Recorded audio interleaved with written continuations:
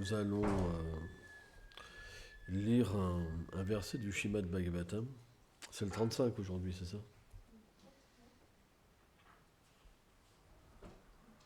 Non, hier, on a lu déjà celui-là, avec le fardeau. Hein, c'est 35. Donc, page 437. Premier chant, 16e verset, verset 35. Om Namo Bhagavate Vasudevaya. Om Namo Bhagavate Vasudevaya. Om Namo Bhagavate Vasudevaya.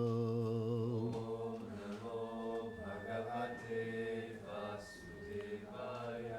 Om Namo Bhagavate Vasudevaya. Om Namo Bhagavate Vasudevaya.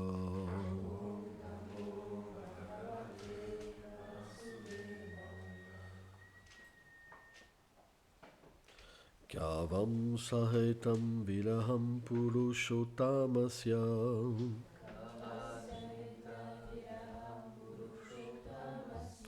Premam valokam ruchilam smita valgujape.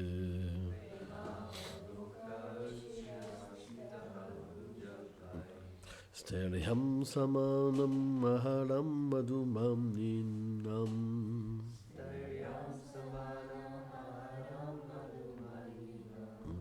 Lumotsavam mamam yadham glivitam kintaye.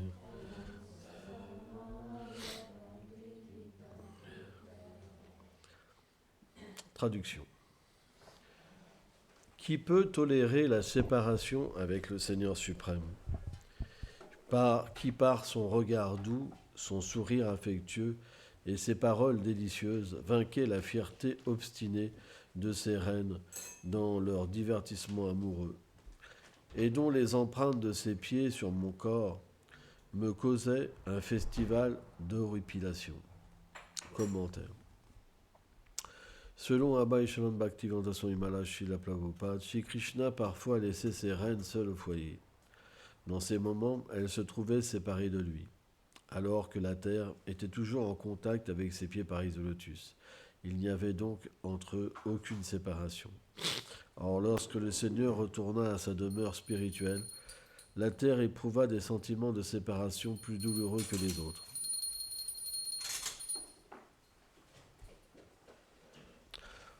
On va arrêter d'ouvrir les rideaux pendant les classes, parce que ça dérange.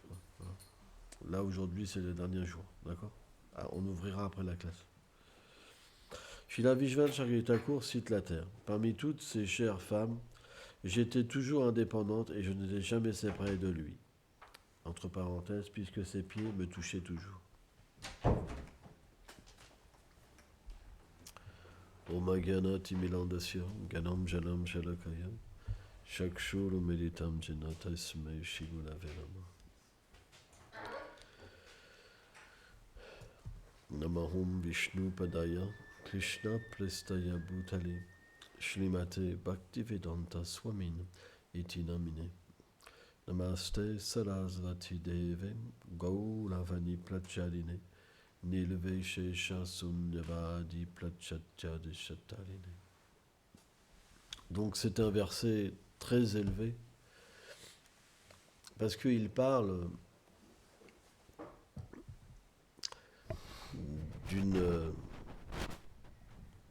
d'un contact avec le Seigneur suprême. Et pour comprendre ce genre de verset, à moins d'avoir eu ce contact, on ne peut pas comprendre. On peut éventuellement se remémorer quand on était amoureux d'une personne, hein, et on peut ressentir une certaine séparation à un certain degré. Mais une personne, c'est un tout petit jiva infinitésimal dont les qualités spirituelles sont recouvertes et même perverties. Et pourtant, on peut ressentir ça. Imaginons, c'est pas possible d'imaginer. Si tous les êtres de tous les univers pouvaient imaginer Dieu, ça ne resterait qu'un fragment de sa réalité, dans ses qualités et sa douceur. C'est pourquoi on ne peut pas comprendre ça à moins d'avoir expérimenté Krishna. Mais Le pouvoir du Śrīmad Bhagavatam, c'est que par l'expérience des dévots, comme la terre, Bhumi, et en ayant foi dans ces descriptions, alors le sentiment de la terre peut entrer dans notre cœur. C'est ça l'expérience aussi. Ça veut dire que bien qu'on n'a pas vu le Seigneur suprême, on peut développer, par l'association des dévots qui ont expérimenté, pour Varag, le sentiment quand même de l'avoir perdu. Bien qu'on ne l'ait pas perdu. C'est le pouvoir des gloires de Krishna, qui ne sont pas différentes de lui. Car quand on les entend, on a quand même une proximité avec le Seigneur par rapport à notre pureté. Plus on est pur, plus on expérimente Krishna en entendant ses gloires. Ça veut dire qu'un pur dévot, il peut directement voir le Seigneur dès que ses gloires sont manifestées. Il peut même entrer dans les divertissements de Krishna juste en entendant les gloires du Seigneur suprême. Alors qu'un autre, ça le fera dormir, ou ça lui donnera un peu de joie, ou beaucoup de joie, ou une extase, etc. Il y a différents niveaux. Mais un pur dévot, rien qu'en entendant les gloires, il se rappelle de Krishna, il peut aller à Golok comme ça, juste en fermant les yeux. C'est le pouvoir de Harikata. Donc, le Seigneur est dans ses gloires. C'est pourquoi c'est expliqué que le Seigneur n'est même pas dans sa demeure, il est là où son pur dévot, ces purs dévots, s'échangent entre eux ses gloires. C'est là que Krishna est là. Pourquoi ?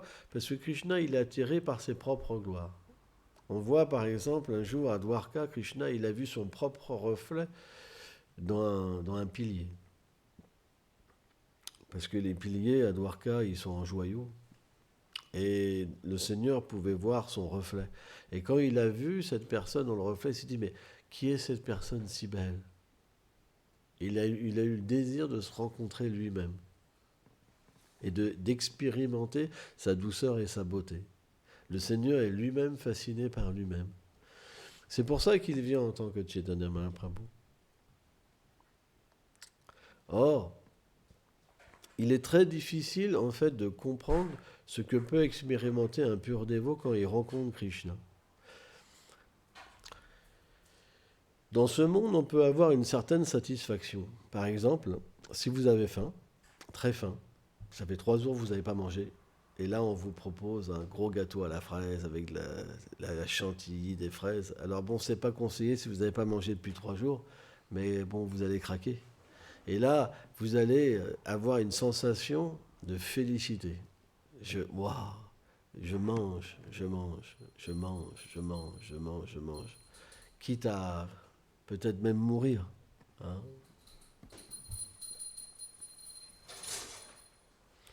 Alors, il faut se mettre comme ça, hein, pas le dos des déités. Alors bien sûr, sur un plan matériel, quand vous avez une sensation de faim, quand vous mangez, ça vous procure une satisfaction, mais une fois que vous n'avez plus faim, si vous mangez plus, ça fait le contraire. Mais la rencontre avec Krishna, c'est tout autre. Parce que dans le monde spirituel, on a un corps particulier qui peut recevoir des émotions illimitées. Tous les êtres à Vrindavan sont mis en pouvoir pour goûter Krishna. Ils ont un corps qui est comme illimité en pouvoir. Parce que comme Krishna est sans limite, pour relationner avec lui, il faut être aussi sans limite. Sans ça, c'est pas possible. Vous comprenez ? Sans ça, il ne ferait que s'expandre lui-même. Or, bien sûr, ses associés sont des expansions de sa personne. Bien sûr. Hein.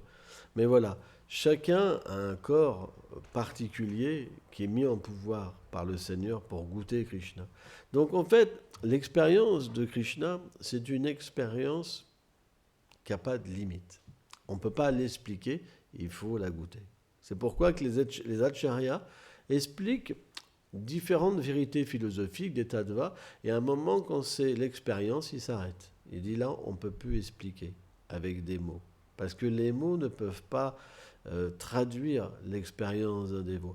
Si on pouvait mettre une certaine traduction, ça serait que quand on voit Krishna, Les émotions, en fait, sont tellement fortes et on devient tellement satisfait qu'on n'a plus besoin, au plus profond de l'être, à chaque particule de l'être, on est tellement comblé que cet amour de Dieu peut se manifester comme une certaine huile où on peut masser avec cet amour le Seigneur suprême. On pourrait imaginer une telle chose. C'est la seule mot qu'on peut avoir de cette rencontre, en fait. Parce que dans ce monde, cette satisfaction, elle ne peut pas être trouvée. Mais l'énergie matérielle est très puissante. Elle est extrêmement puissante. Parce qu'elle nous fait croire qu'il y a une vérité dans ce monde. Et en même temps, elle nous fait souffrir. Et en même temps, elle nous donne un certain goût. Pourtant, tout va disparaître. Les enfants, mari, femme, richesse. On n'emportera rien à la fin de la vie. Et on a connu des millions d'existences comme ça. Mais on recommence sans fin, sans fin, sans fin, sans fin. Donc, pourquoi ? Parce que nous avons le désir de contrôler notre vie. Lorsque nous avons le désir de jouer à un petit Dieu et de penser que nous pouvons contrôler, à ce moment-là, nous sommes situés dans ce qu'on appelle l'action intéressée. Ça veut dire qu'on devient illusionné par le corps matériel. Et on pense, j'ai besoin de ça, j'ai besoin de ça, j'ai besoin de ça, et on court après la satisfaction. Or, si on regarde bien, on ne peut jamais être satisfait avec des objets matériels. Parce que tout dans ce monde a un problème. Tous les êtres ont un problème. Vous ne pouvez trouver aucun être parfait. Et c'est pour ça qu'on souffre. Parce que bien qu'on aspire à un bonheur parfait, on ne le trouve jamais. C'est comme si... c'est comme quand on était gosse, on nous offrait un jeu, et au bout de quelques temps, on le délaisse pour aller ailleurs, on le délaisse pour aller ailleurs, on le délaisse... Alors un gamin, c'est très intéressant parce que ça va vite, mais on fait la même chose. On expérimente des amis, finalement on les quitte pour aller voir d'autres choses, on expérimente, mais constamment on rejette les choses, et on revient pas forcément en arrière. Et même quand on revient en arrière en se disant « Oh, j'étais tellement bien avec lui », quand on revient, c'est plus forcément la réalité. Mais l'expérience de Krishna est complètement différente. Parce que Krishna, comme il est sans limite, en douceur, en beauté, et qu'il est aussi omniscient, omnipotent, il comprend le besoin de chacun. Et en plus, par ses pouvoirs, il peut se manifester en d'innombrables formes. Dans le monde spirituel, Krishna, l'expérience de Krishna, c'est quoi ? C'est que Krishna m'appartient, le sentiment mamata. Krishna est à moi. Krishna a besoin de moi. Mais comment c'est possible ? Puisque c'est le Seigneur suprême. C'est ça la magie du monde transcendantal. C'est que l'énergie, Lila Shakti de Krishna, l'énergie de divertissement, elle crée un besoin dans le Seigneur suprême. Le Seigneur a besoin de ses dévots. Et qu'est-ce qu'on peut imaginer que quelqu'un d'illimité en beauté, en qualité, en douceur, il a besoin de quelque chose. Donc le sentiment de servir est tellement puissant dans le monde spirituel. Parce que comme Krishna est limité, notre sentiment est illimité. C'est expliqué, Bhaktilal Chakra Shiladev Goswami Maharaj prend cette analogie. Il dit, pour essuyer une goutte de sueur, Mère Yashoda, donc qui peut couler sur le doux visage de Krishna, elle est prête à mourir des millions de fois. C'est pourquoi ce monde, l'intensité est tellement forte que c'est très difficile à comprendre. Par exemple, parfois Radharani, elle expérimente Krishna de différentes façons. Parce que, comme tout est un reflet dans le monde matériel, la réalité existe, les sens existent, la forme existe, les sens existent. On peut voir, on peut entendre, on peut toucher, on peut goûter, par exemple. Donc c'est expliqué, et le mental aussi, il peut désirer. Et donc c'est expliqué que quand Radharani, elle a cette expérience de Krishna, c'est tellement puissant que tous ses sens deviennent indépendants. C'est comme si que tous ses sens devenaient des chariots attelés par des chevaux très puissants qui l'attiraient qui la tirait dans différentes directions à la fois. Donc les émotions dans le monde transcendantal, c'est comme des millions de volcans qui se manifestent à l'intérieur des êtres.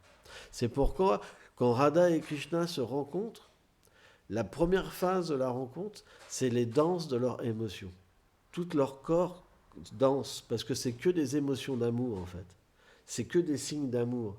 C'est pourquoi la danse entre Radha et Krishna est une danse qui est inimaginable, parce que ce sont des sentiments d'amour qui se manifestent en eux, en fait, et ils se répondent, en fait. Et comme c'est des sentiments illimités, que leur beauté est limitée, qu'est-ce qu'on peut comprendre d'une telle rencontre? C'est inimaginable. Donc, quand on entend parler de cette réalité, petit à petit, je dis bien petit à petit, ça peut prendre plusieurs vies, on commence à observer le monde matériel et on réalise qu'il n'y a rien. On va avoir cette réalisation. Une fois qu'on est libéré de désir matériel, alors on peut aller vers Krishna. Sans ça, c'est pas possible. Parce que l'expérience de Krishna, elle ne peut pas venir religieusement.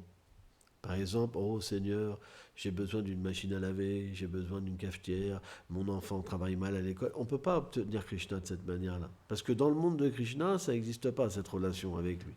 Ça, c'est quand il est en tant que l'âme suprême, le Dieu tout-puissant, le Très-Haut, le Très-Grand. Mais, dans cette fonction de l'âme suprême, Krishna ne dévoile pas les doux sentiments d'amour qui existent entre ses dévots. Bhaktivinoda Thakur explique ça. Alors, il explique ça dans Bhakti, je ne me rappelle plus dans quel livre il explique ça, mais il explique ça bien. C'est pourquoi, en fait, son aspect de l'âme suprême ne permet jamais d'atteindre le pur amour de Dieu. On peut atteindre le pur amour de Dieu en entendant le pur rasa, les purs sentiments d'amour à Vraj. C'est pour ça qu'il faut entendre. La création matérielle, c'est bien. Les vérités sur la réincarnation, c'est bien. La puissance de Dieu, c'est bien. Il faut, parce que ça établit des bases puissantes et une purification. Mais si on n'entend pas sur les doux divertissements de Krishna, alors on ne pourra pas retourner, devenir un associé du Seigneur. Or, c'est que par ce désir que Krishna est attiré. Parce que ce désir, il est caractérisé par la pure dévotion. Et dans ce verset, la traduction de Bhaktivinoda Thakur, c'est qu'une personne alors devient introduite par cette dévotion dans le monde de Krishna, dans ses divertissements. C'est pourquoi une personne qui est intelligente, elle cherche à écouter. Elle cherche à s'associer avec des dévots du Seigneur. Mais quel genre de dévots? Ceux qui ont pu expérimenter Krishna. Parce que ceux qui n'ont pas expérimenté Krishna, ils parlent, mais il n'y a pas cette rencontre à l'intérieur d'eux. Alors bien sûr, ça, tout aide, Krishna se sert de tout, il est dans le cœur, il se sert de tous les niveaux de dévots. Mais quand on rencontre une personne qui a eu ce darshan, il a vu Krishna dans son corps spirituel, alors le bénéfice est très grand. Parce que ce qu'il dit et le souvenir de cette expérience n'est pas différente. Parce que dès qu'un Vaishnava va parler de Krishna, alors il peut revenir dans cette expérience. Et à partir de là, on peut comprendre que Krishna est personnellement présent et qu'il entre à travers la vibration du pur dévot dans le cœur d'une personne. C'est pourquoi, quand on rencontre des purs Vaishnavas, on doit vraiment accueillir leurs paroles avec de la foi, comme du nectar, quoi. On devrait avoir des oreilles comme les vaches, des grandes oreilles, vous savez, pour vraiment prendre et amener dans notre cœur. Et c'est le moyen pour se libérer de tout désir, de purifier notre cœur et de manifester un environnement favorable pour que Radha et Krishna et ses divertissements se manifestent dans notre cœur. Si on regarde bien, il existe un bois que lorsqu'on le frotte, le feu se manifeste. Or, le mantra et le cœur, c'est comme ce bois. Quand vous chantez, vous purifiez votre cœur et vous faites apparaître le Seigneur dans votre cœur. Ça, c'est le vrai chant. Si le Seigneur n'apparaît pas, c'est qu'il y a un problème. Voilà. C'est que vous vous êtes trompé de bois. C'est pas le bon bois. Mais pourquoi ? C'est parce que vous n'avez pas écouté. Et vous chantez avec un sentiment qui ne peut pas attirer le Seigneur suprême. Parce que vous n'avez pas de désir spirituel. Vous avez des désirs matériels. Vous êtes persuadé que vous êtes une femme, que vous êtes un homme, que ces enfants, c'est votre propriété, c'est à vous, que vous avez un droit dessus, que vous avez,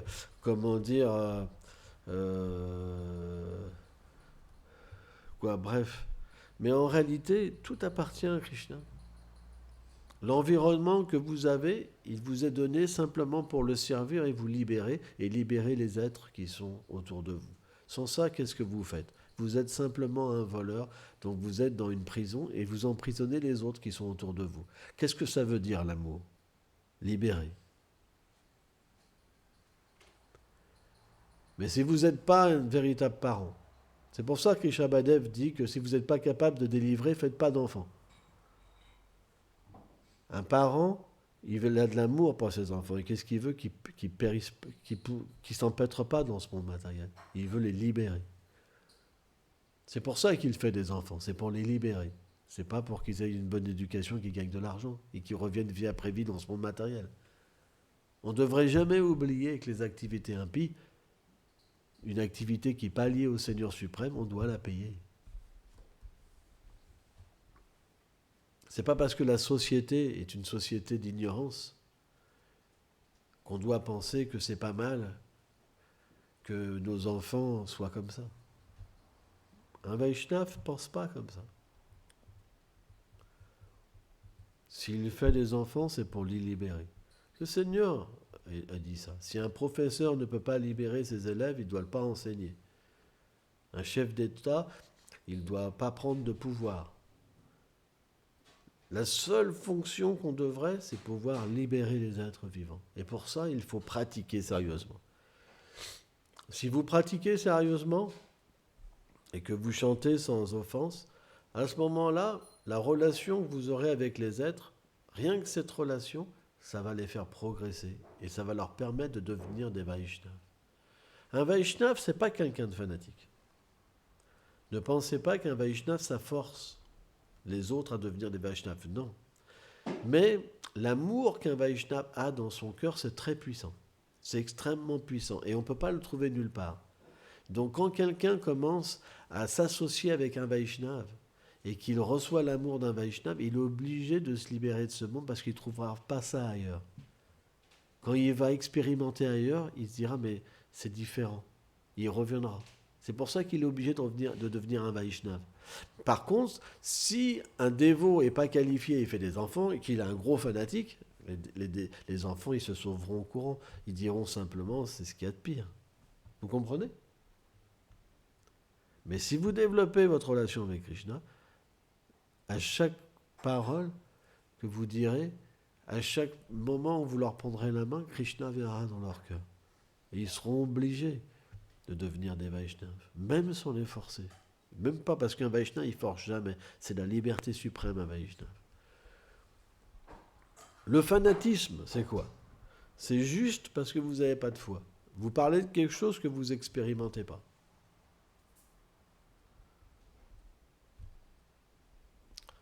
Après, expérimenter Krishna, c'est élevé, bien sûr. On doit quand même vouloir que les enfants, ils restent des Vaishnavas, mais ils resteront simplement par l'amour. Tous les enfants qui sont nés dans des familles de Vaishnavas et qui ont été forcés, aujourd'hui, ils ne sont plus Vaishnavas. Et c'est pour ça qu'il n'y en a pas beaucoup. Parce que la tendance d'un père et d'une mère fanatiques, c'est de forcer son enfant naturellement à pratiquer. Mais quand vous pratiquez sans goût en étant forcé, quand vous avez l'âge de raison, vous délaissez. Et vous pensez, mes parents, c'est comme un ennemi pour moi. Vous comprenez? Mais matériellement, c'est la même chose. Moi, quand j'étais adolescent, j'ai vécu dans un gang et ma mère voulait que je sorte du gang. Et pour moi, ma mère, c'était mon ennemi. Parce qu'elle voulait que je sorte de quelque chose que j'aimais. Vous comprenez? Ben, de la même manière, si vous forcez, on peut comprendre ça à tous les niveaux. Ça se retrouve dans l'ignorance, la passion, la vertu, ça se retrouve partout. Si vous forcez vos enfants à faire quelque chose, naturellement, ils vont simplement expérimenter quelque chose qui n'est pas bon. C'est pourquoi on devrait toujours inspirer par notre propre exemple. C'est notre exemple qui va inspirer les enfants. Si vous êtes heureux, si vous vous libérez et que vous vous changez de plus en plus, naturellement, on va dire, mais ma mère, c'est incroyable, elle change. Donc, par votre expérience, ils peuvent déjà obtenir la foi. Mais si maman, elle fait toujours la tronche, alors qu'elle est Vaishnava, papa, il pète les câbles, automatiquement, les enfants, ils n'ont aucune chance. Ils se disent, bah, moi, je ne veux pas devenir comme eux, je ne veux pas avoir ces problèmes-là. Vous comprenez? Je m'en rappelle d'une fille qui avait des parents Vaishnaves. Et elle avait connu elle était née dans une institution. Et elle avait été témoin de beaucoup de problèmes dans cette institution. Et un jour, j'ai parlé ici avec elle, dans ma chambre. Et je lui ai demandé, mais pourquoi tu chantes plus? Elle m'a dit, je veux pas devenir comme eux. Vous vous rendez compte? Ça veut tout dire. Je veux pas devenir comme eux. Pas évident, hein? Une réponse comme ça veut tout dire. Or, on ne devrait jamais pouvoir entendre ça. On devrait plutôt dire, pourquoi tu chantes? Parce que je veux devenir comme eux. Donc ça veut dire qu'il y a eu des gros problèmes dans les institutions. Ils se sont trompés, en fait. Ils se sont complètement trompés. Au point que les gens qui naissaient dedans, ils ne voulaient pas être comme eux. Vous vous rendez compte? On ne se rend pas compte des fois comment on peut dévier dans le sectarisme, dans l'ignorance profonde, la passion. Parce que quand on est dedans, on pense c'est génial. Mais les autres, est-ce qu'ils pensent que c'est génial? On devrait se poser ces questions. Mais c'est en rencontrant de telles personnes qu'on peut véritablement se rendre compte, ça fait des chocs. Et puis je me rappelle d'une fois, je lisais le Chaitanya Charitamrita, j'étais jeune, hein, j'avais 25 ans. J'étais dans le métro. Et il y avait une dame assise à côté de moi, en face de moi, une blonde d'une, je sais pas, 40 ans, 45 ans peut-être, tu vois, assez classe. Et donc c'était, je sais plus quel arrêt de métro. Et elle se lève pour descendre, elle me dit, ça existe encore? Alors je lui dis oui. Et elle m'a dit, moi je suis resté 10 ans, et quand Bhagavan est parti, alors je suis parti. Et là, ça m'a fait beaucoup de mal. Parce que j'ai réalisé au plus profond de nous-mêmes que c'est nous-mêmes qui faisons partir les gens. Mais qu'est-ce qu'on peut faire? On est aussi imparfait. C'est pas évident. Parce que ce qu'il y a de plus difficile, c'est que les gens qui vivent à l'extérieur, souvent, ils cherchent dans un temple des gens parfaits. Mais tout le monde a des problèmes. On a tous des problèmes. Et quand on attend quelque chose qui n'existe pas, on devient déçu. Or, le principe, c'est qu'on ne devrait pas dire aux autres que je suis parfait et tricher les gens. On devrait dire j'ai des problèmes. Sauf que, j'ai en charge d'expliquer aux gens comment pratiquer, etc. Mais tu verras des fautes en moi aussi. Vous comprenez? Parce que déguiser son problème, c'est pas le but. Parce que quand une personne part, on se dit, mince, il est parti, alors je m'en vais aussi. Mais si cette personne-là, du nom de Bhagavan, elle aurait été honnête, il sera encore là, toutes ces personnes-là, parce qu'ils les auraient pas triché. Donc il y a une tricherie qui s'opère dans l'âme conditionnée. C'est de faire croire aux autres qu'on est parfait. Or ça, c'est la chose la pire. Parce que, automatiquement, qu'est-ce qui se passe? Quand on dit aux autres qu'on est parfait, déjà, quand on a un problème, on ne peut pas le dire. On est bien d'accord. Vous n'avez pas de refuge. Et plus vous souffrez, plus c'est difficile. Et le jour où ça se voit, personne ne vous pardonnera. Personne. Il m'avait dit qu'il était parfait. Il m'avait dit qu'il ne pourrait jamais tomber.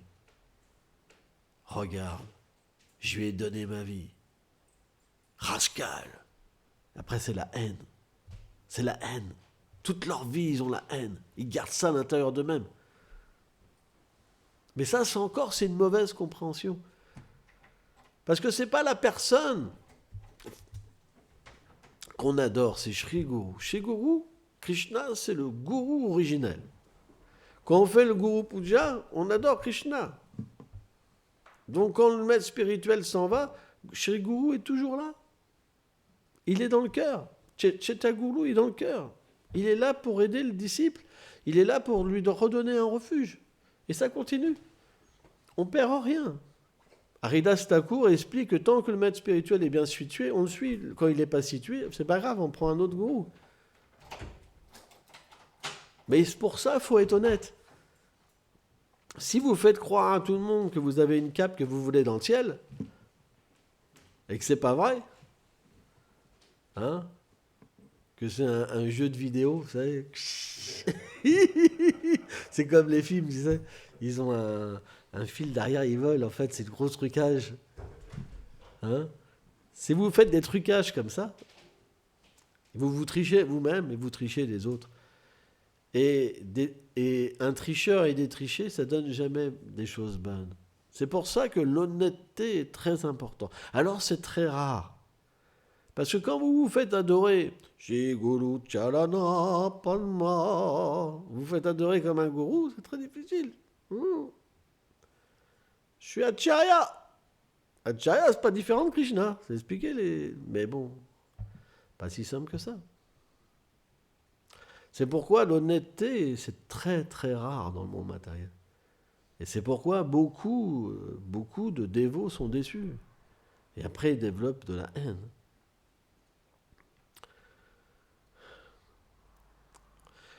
Donc le point, c'est que l'expérience de Krishna, il faut que je fasse une boucle là, quand même, parce que là j'ai été loin. L'expérience de Krishna, elle est dans le cœur du pur dévot, pas dans un être ordinaire. C'est pour ça que Krishna, Tadvidi Paripassana, il dit, va voir quelqu'un qui a cette expérience. Minimum. Sans ça, il ne peut pas t'expliquer comment m'obtenir. Et en plus, le pur dévot, il peut donner Krishna. Quand il donne une instruction à son disciple, quand il donne la possibilité d'une personne d'être dans sa mission, il donne la possibilité d'obtenir Krishna. Pourquoi Krishna lui dit « fais ça » ? Fais un temps, fais ceci, écris des livres, etc. Pourquoi Krishna lui dit ça ? C'est simplement pour connecter des gens et les ramener à lui. Parfois, on pense, oui, si c'est un pur déo, juste il va me regarder, paf. Alors, parfois, c'est possible. Les Vaishnavas vraiment mis en pouvoir. Bon, il y a eu des cas, hein, comme Rasikananda, comme